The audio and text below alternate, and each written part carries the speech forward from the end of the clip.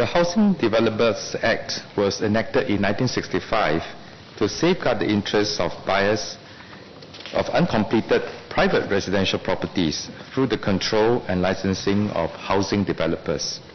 In so doing, the Act also helps to ensure that the private residential property market functions smoothly for the benefit of buyers, developers, and other stakeholders in the market.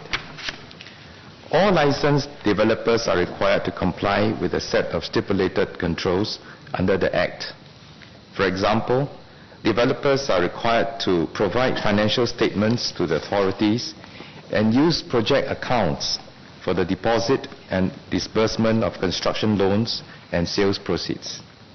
The Act also empowers the Minister to make rules, the housing developers' rules, for the implementation of the Act. Advertisements by developers are also regulated by the rules. The Act itself was last amended in 1984 to introduce the project account requirement. However, the housing developers' rules have been updated several times, in 1997, 2005, and also 2012. For instance, we amended the rules last year to require developers to provide more information to home buyers on housing projects and properties prior to the issuing the option to purchase. Such information includes a drawn-to-scale location plan, site plan of the project, unit floor plan, and breakdown of the unit's floor area by their various spaces such as bedrooms and balconies. This bill seeks to ensure that the Act remains relevant and effective in safeguarding the interests of home buyers, taking into consideration developments in the private residential property market. We are also taking this opportunity to improve the administration of the Controller of Housing function. As part of this review, the Urban Redevelopment Authority carried out extensive consultations with members of the public, real estate professionals such as the property agents and consultants, and professional bodies such as the Consumer Association of Singapore, the Law Society of Singapore, the Institute of Estate Agents, and the Singapore Accredited Estate Agencies. The URA also consulted the Real Estate Developers Association of Singapore and individual developers. Madam Speaker, I am pleased to inform you that these parties express support for the amending of the Act, as the various initiatives in the bill will help foster a more transparent property market and professional real estate industry. In particular, the professional bodies provided many constructive suggestions for refinement. This bill will provide additional safeguards to home buyers in two ways. First, there will be measures to improve the quality of information on housing developments and the sale of housing units. This information will enable buyers to make more prudent and better informed purchasing decisions. Second, housing developers will be subject to higher standards of accountability and professionalism, so that their business activities will further enhance the credibility of the industry.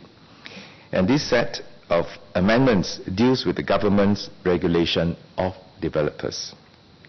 Madam Speaker, I will now detail the key amendments proposed, starting with measures to improve the quality of information made available to the public. First, we will amend Section 22 of the Act to empower the Minister to make rules requiring developers to accurately depict homes through show flats. Many home buyers base their purchases on what they see in the show flats. It is therefore crucial for show flats to be built to scale and be WYSIWYG, or what you see is what you get. For instance, all structural walls of a show flat should be erected with dimensions as per approved in the approved building plan. Using a glass panel in lieu of a solid brick wall would be misleading. Likewise, the ceiling height of a show flat should be the same as that approved in the building plan. This bill also introduces Section 17A to empower the Controller of Housing to investigate and penalize instances of non-compliance with the requirements relating to show flats. Second, we have made provisions in this bill to give the Minister new rulemaking powers requiring developers to disclose and publish all rebates, discounts, and other benefits offered or extended to home buyers. Over the years, we have noticed more and more developers offering discounts to home buyers. More recently, some developers have started to mark their units at higher prices while offering significant discounts to rebates and other benefits such as furniture vouchers. Such inflated sale prices mask the real transacted prices and undermine transparency in the property market. The proposed amendments will require developers to provide accurate information on residential transactions to the Controller of Housing in the same way as they would to the Monetary Authority of Singapore for the purposes of loan applications. In other words, they will need to disclose any price discount, rebate, or any other benefits, including the reimbursement of an stamp duty or tax granted to home buyers. In addition, Section 11 of the current Act will be amended to give the Controller of Housing legal power to collect and publish information on building projects, units sold, and made available for sale by developers, and also sales transactions. Data collected will be published in an aggregated fashion as frequently as weekly to aid home buyers in timely decision-making. Madam Speaker, I now outline how this bill enhances the governance of housing developers. First, the amended Section 7 will expand the grounds on which Controller of Housing can revoke or suspend a license. New grounds for revocation include the failure of the developer to furnish information concerning the development project, sale of the project, and sale transactions.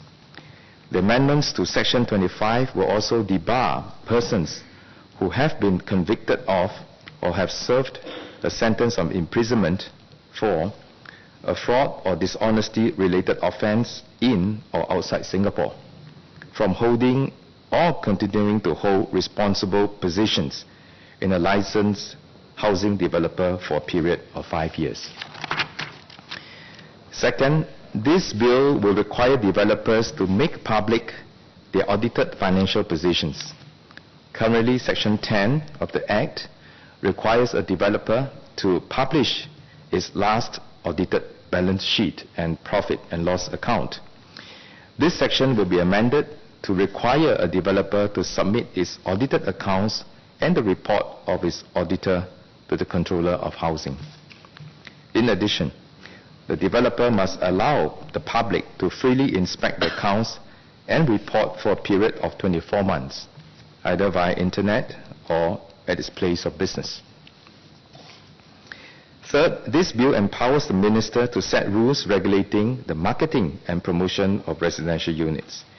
This goes beyond the existing regulatory scope of advertisements. The new rulemaking powers will allow us to regulate marketing and promotion activities across a variety of channels and platforms.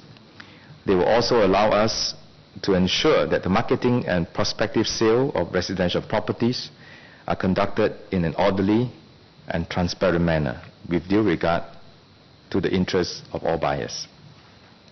For instance, rules could be introduced to regulate the practice common among some developers to collect blank checks from prospective buyers as a form of advance booking for a residential unit. Although developers will retain flexibility in their marketing and promotion activities, the new rules will empower the Minister to regulate such activities if there's a need to do so in the future. Fourth, this bill substantially increases the monetary penalties for non-compliance. For example, the maximum fine imposed on developers who fail to comply with any of the conditions laid out in their licenses will be raised from 20,000 to 100,000. They could also be subject to an imprisonment term of up to 3 years. Madam, we believe that this bill is timely. A home is, in most cases, the single largest investment in one's lifetime. It is only right that home buyers are provided with the appropriate tools and legal safeguards to make informed decisions. This bill will also enhance the professionalism of the residential property industry.